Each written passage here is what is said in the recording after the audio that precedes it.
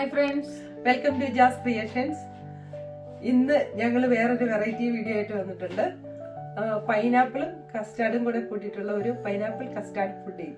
നിങ്ങൾക്ക് വേറെ എന്തെങ്കിലും പേര് ഇഷ്ടമുണ്ടെന്നുണ്ടെങ്കിൽ അത് എഴുതിട്ടോ. അപ്പോൾ നമുക്ക് വീഡിയോയിലോട്ട് പോകാം.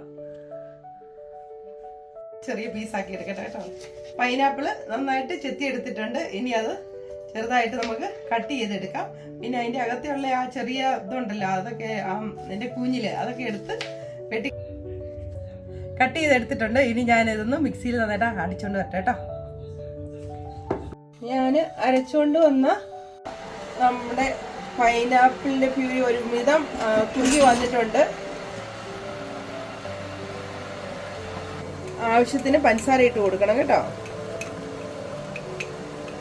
ഇനി ഞാൻ ഇതിലേക്ക് കുറച്ച് കസ്റ്റാർഡിന്റെ പൗഡർ കലക്കി എടുത്ത് വെച്ചിട്ടുണ്ട്. അപ്പം അത് ആഡ് ചെയ്യുക കേട്ടോ.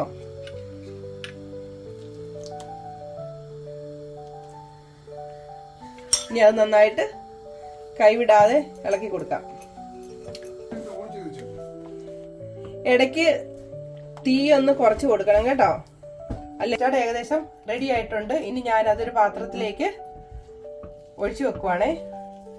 അത് എന്നിട്ട് നമുക്കൊരു 2 മണിക്കൂർ അതൊന്ന് തണുക്കാനായിട്ട് വെക്കാം. ഇനി നമുക്ക് ഇതൊന്ന് ഡെക്കറേറ്റ് ചെയ്യാം. അതിനായിട്ട് എൻ്റെ കയ്യിൽ കുറച്ച് പിസ്റ്റാഷ്യോ ഉണ്ട്. പിന്നെ അതുപോലെ കുറച്ച് ടൂട്ടി ഫ്രൂട്ടിയും കൂടെ ഞാൻ ഇടുവാണ്. നിങ്ങൾക്ക് ഇഷ്ടമുള്ള നട്ട്സ് വെച്ചിട്ട് നിങ്ങൾക്ക് ഡെക്കറേറ്റ് ചെയ്യാം കേട്ടോ. അത് കഴിഞ്ഞിട്ട് നമുക്ക് കുറച്ച് സമയം തണുക്കാനായിട്ടും വെക്കാം.